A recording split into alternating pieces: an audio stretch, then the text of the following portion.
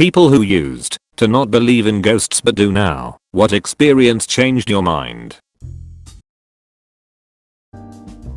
We were in the process of moving from an apartment over a business, and I told the landlord about an experience I had one night. I got up to go to the bathroom, and in the hallway I saw 3 dark shadows moving along the wall, man-shaped, and it looked as if you could reach through them into an infinite void.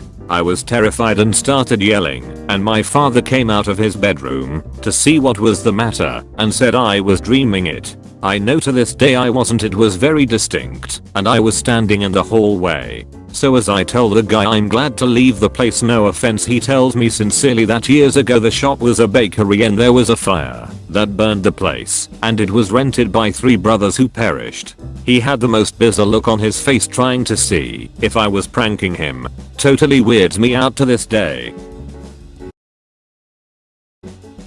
Most of my family is extremely religious and believe in ghosts wholeheartedly. Most of them claim to have seen something paranormal at some point in their lives. I wasn't very religious, and I always thought to myself, if I haven't seen it, then it's not real. That changed during my senior year in HS. I was dog sitting at my great aunt's house while she was out of town for a few days. A little after midnight, I'm watching a movie and my aunt's dog starts barking like crazy and runs up the stairs at full speed.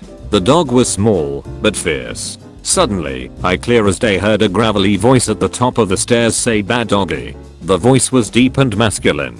I went upstairs because I was certain nobody else was supposed to be there. I looked around and there was nobody in sight. The dog was still barking at something that I couldn't see. She was just barking at an empty hallway.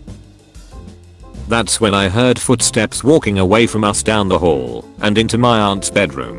I could hear the footsteps, but I couldn't see anybody making them. I noped the fuck out of that house with the dog and went outside in my car. The dog and I slept there for the night. I'm not entirely sure WTF I experienced that night, but I definitely believe in the paranormal now. I never told my aunt about what happened, but apparently my great uncle, her husband, had died in that house a few months after I was born. I never knew him, but I'm willing to bet that it was him who I heard that night. Over a couple of weeks years ago, living with my ex, while we were in the shower together, the bathroom door got knocked on extremely hard and aggressively. Got out and opened it basically straight away, and there was no one there. No one was in the house and all the doors were locked. We also had the cliche footsteps, and I remember one night there was this weird music coming from nowhere but still in the house. That was whack. A Friday night, maybe Saturday, it was years ago now. Some teenagers from next door came and knocked, saying there was someone in the house with them. They were alone for the weekend, so my mates and I plus them and my partner went out with them. We saw the lights go out all at once but no one came out. The cops came and called for backup. They went through and found no one after looking for like 15 minutes. The thing is though, unless whoever was in there could climb 4 meters in a few seconds, the only way to the street was past us. They stayed with us the night, but we never heard anything about it again. They also moved away maybe a month after, I think. The last thing that went down over those weeks was the one that fucked with me the most. I heard as clear as day my name said right behind me, and then footsteps above me while doing some early morning weekend work. I used to work in a very high security facility, and for someone else to be in the building they would have to have been let in by me and couldn't be in there before me, as the alarms couldn't be deactivated without my fingerprint. I almost shit myself, and after talking with my boss on the phone and checking that there really wasn't anyone else there besides me, no cars besides my work car and my private car locked in the grounds with the other work cars, there I bailed and never did Saturday mornings alone. After that, nothing ever happened, and nothing before. I still think about those weeks all the time. It was f***ing weird, and I have no explanation besides if I know ghosts. I have a story. So in high school, I worked kids' birthday parties. The place was basically a giant gym, and gymnastics/dance classes were also held there. One day, I came in, and one of the girls I worked with, who was very spiritual and very religious, was totally freaked out.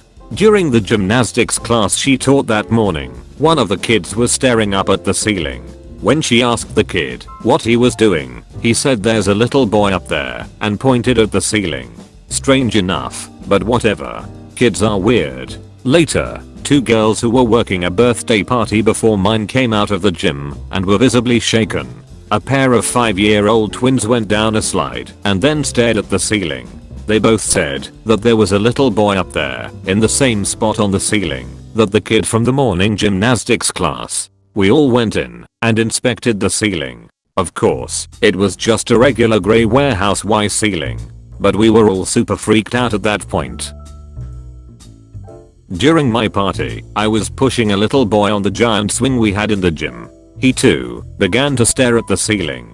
He said directly to my face, "Hey, there's a little boy up there." We told all of our coworkers and managers about the 3 separate experiences we had today with children from different parties and classes seeing a little boy on the ceiling.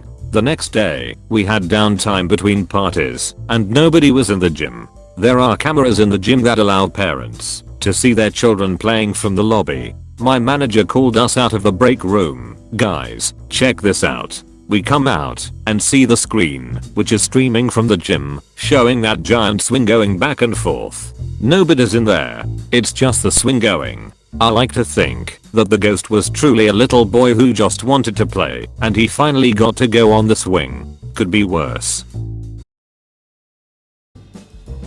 I still don't believe in ghosts, but I did have a strange experience. I had a cat who I found in a ditch many years ago. She was cute, and I pet her, so she followed me back down the train tracks about a mile to my home. I opened the door for her, and she went in. She was offered the opportunity to go back out, and did for a moment, but then came back in. She was mine forever. I've had many pets over the years, and loved them all, but this one was different. She wanted to be near me all the time.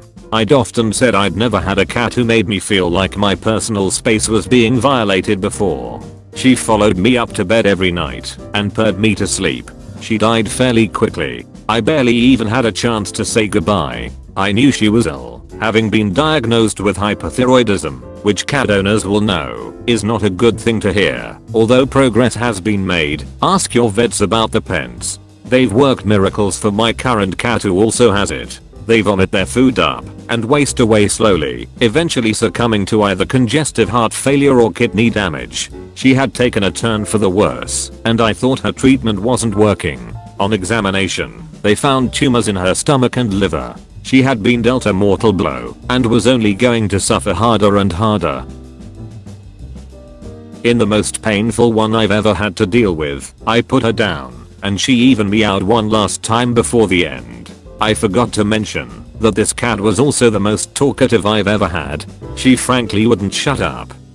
I buried her in the yard to keep her close and tried to go to sleep, completely beside myself with grief. As I lay down, I heard something familiar. I live in an old house and my bedroom doesn't have a door, so I installed one of those plastic sliding doors. The slats made of make a telltale clacking sound when they are disturbed, like they did when a cat pushes in between them and the door frame. I heard this, and a moment later, I felt the foot of my bed compress, and could feel the mattress deform around my feet, up beside my legs, and roughly to my hips. I looked. No cat. I don't know how to explain this. I don't believe in ghosts, and I'm sure grief can cause some pretty significant psychological disturbances. A quick perusal of my post history will very quickly show I'm anything but cuddly, but I was absolutely in the kind of deep grief where one would expect that, as I loved that cat more than basically anything else. Even typing this now, years later, is making my eyes well up with sadness for my lost friend. I could write off the sound of the plastic slats as a breeze or a hallucination. Older members of my family said they saw my father after he died, and I've read about grief-induced hallucinations before. But to feel my mattress deform like that, in exactly the way she used to circle my feet and come up beside me, I don't know what to think. The door didn't interest him at all. My sister and I kind of stared at each other, and that sent chills down both of our spines, as just our looks at each other confirmed we were both experiencing this thing. We didn't say a word to each other in the moment, but I'm pretty sure we were both thinking some paranormal shit was there that our dog sensed. I was staying in the Stanley Hotel in Estes Park, Colorado, the hotel that inspired Stephen King to write The Shining. Around 1 AM I heard what sounded like children running up and down the hallways interspersed with laughter. Opened the door to see what the hell was going on, and didn't see anything. Quick little buggers, I thought. Then the next morning when my so and I took a tour of the building, the guide stopped directly in front of our room to tell us the story of young girls whose ghosts can be heard running up and down that same hallway. My parents have stayed at the Stanley and experienced the exact same thing. Not super loud but clearly, kids playing in the hallway. When they checked out, the front desk person kept asking how things were during their stay. My mom kept saying things were fine with no problems, but the agent kept asking. So my mom finally said that, if she had to say something, someone's kids were playing, but they were not disturbing them. That was when the agent told my parents that, since it was end of season, they were the only people in that area, and no children were registered anywhere in the hotel. Apparently it happens all the time in that area of the building, and the agent was trying to see if they experienced it without asking a leading question about ghosts. I was 8 when my grandma died. I was sad.